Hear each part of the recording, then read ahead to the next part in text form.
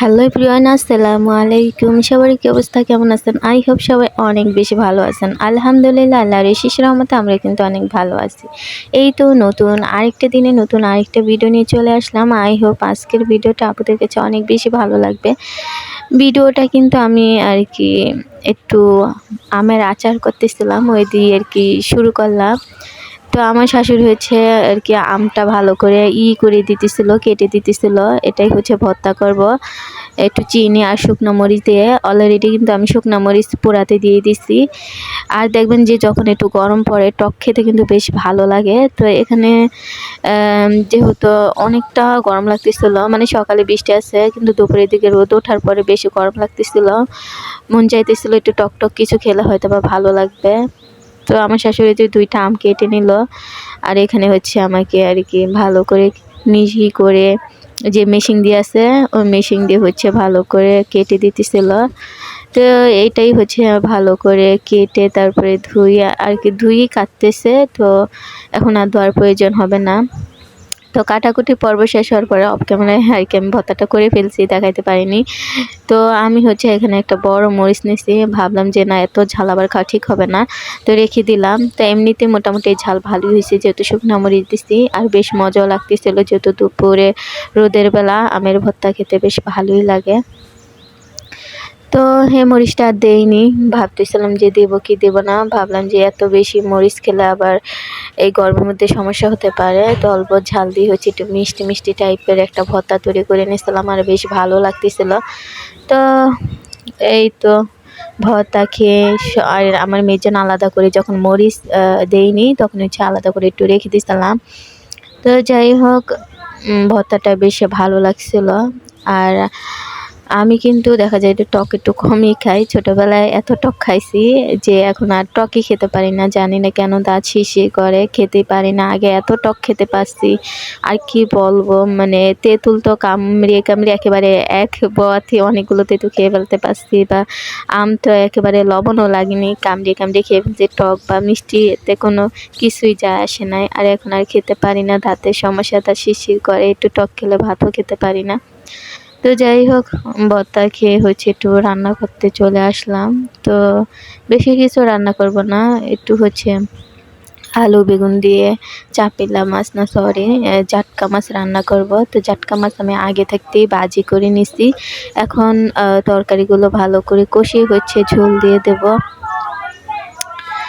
আর আমি যখন কালকে ভয়েস দিতেছিলাম, যেহেতু কারেন্ট ছিল না, আমি হচ্ছে একটু চার্জার ফ্যানটা আর কি আমার মেয়েকে চালিয়ে দিয়েছিলাম। তো এর পাশে যেহেতু আমি বসেছিলাম, ওহের এত পরিমাণে আর কি শব্দ হয়েছে, পরবর্তীতে ভয়েস দিয়ে তারপরে শুনি যে অবস্থা। আর আমার আজকে হচ্ছে আমার পাশের রুমে আরবি পড়ানো হইতেছে, তো এর একটু নয়েজ আসতে পারে, তো আপনারা একটু ম্যানেজ করে নেবেন। তো যাই হোক, তরকারিটা কিন্তু মোটামুটি কষানো হয়ে গেছে। আমি হচ্ছে এখন ঝোল দিয়ে দেব মোটামুটি মানে মানে মাখা মাখা টাইপের যে ঝোলটা হয় ওরকম ঝোল রাখবো। তো অল্প পরিমাণেই ঝোল দিয়ে দেবো, আর বেগুনে বেশি ঝোল ভালো লাগবে না। তো এই তো কষানো হয়ে গেছে, আমি ঢাকনা দিয়ে আরও একটু কষিয়ে নেব যাতে অর্ধেক এখান থেকে সিদ্ধ হয়ে যায়, আর অল্প একটু ঝোল দিয়ে রান্না করে নেব তরকারিটা। আর বেগুনের তরকারি দেখবেন যে অল্প ঝোলে ভালো লাগে বেশি।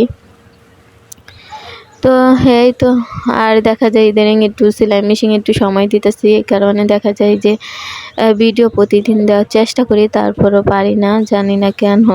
ওই কারণে দেখা যায় যে একটু সেলাই মেশিনের কাজ করলে তারপরে ওই সংসারে রান্না বান্না এগুলো কথা কথাই দেখা যায় যে দিন শেষে আর কিছুই থাকে না করার মতো। তো যাই হোক, এখানে যে তরকারিটা আমি কষিয়ে নিলাম, কষিয়ে হচ্ছে রান্না করে নিলাম। তো এই তো মাখো মাখো টাইপের ঝোল এদিকে খাওয়া হয়ে যাবে। আর যেহেতু সকালে একটু ভাজি আছে, তো আর ভাবলাম যে আর কিছু করি না, যেহেতু ভাজি আর এই তরকারি দিয়ে খাওয়া হয়ে যাবে। তাছাড়া একটু সকালে তরকারিও ছিল, মানে এই যে আরও 2 পদের আছে, তো ভাবলাম যে 1 পদের তরকারি রান্না করলে হয়ে যাবে। তো কচু শাকও রান্না আছে, মানে 3 পদ, এখন বলতে গেলে দেখা যায় যে 12ই আছে। মানে কচু শাকের ভর্তা আছে, তারপরে আলুর তরকারি আছে, মানে ডিম আলুর তরকারি, তারপরে হচ্ছে একটু ভর্তা, মানে এগুলো আছে। তো এগুলো দিয়ে হচ্ছে তা খাওয়া হয়ে যেত, তারপর ভাবলাম না একটু তরকারি রান্না করে নেই, তো একেবারে রাত অবধি চলে যাবে। তো এই তো মোটামুটি আমার তরকারি রান্না একেবারে শেষ পর্যায়ে। আর একটু রান্না করে হচ্ছে আমি নামিয়ে নেব, কারণ এতটুক ঝোল লাগবে খেতে। তারপরে হচ্ছে রান্না বান্না শেষে আমি কিন্তু ঘর মুছে মেয়েকে নিয়ে গোসল মোসল করে ফ্রেশ হয়ে নিছি, নিয়ে হচ্ছে নামাজ পড়ে খাওয়া দাওয়া করে নিলাম। নিয়ে তারপরে এখন আর তেমন বিশ্রাম নেওয়া হয় না, ভাবলাম যে একটা কাপড় কেটে সিলাই করে নেই। তো এর আগে দেখলাম যে এই তো কারেন্ট গেছে দুপুরের পরে, আর আসার কোনো নামই নেই। তারপরে ভাবলাম না, খাওয়ার পানিটা রেখে দেই, তারপরে পানি না থাকলেও সমস্যা নেই, যেহেতু গোসল করা শেষ, রান্না বান্না শেষ, ঘরদুয়ার মোছা শেষ, এক জগ খাওয়ার পানি হলেই হবে।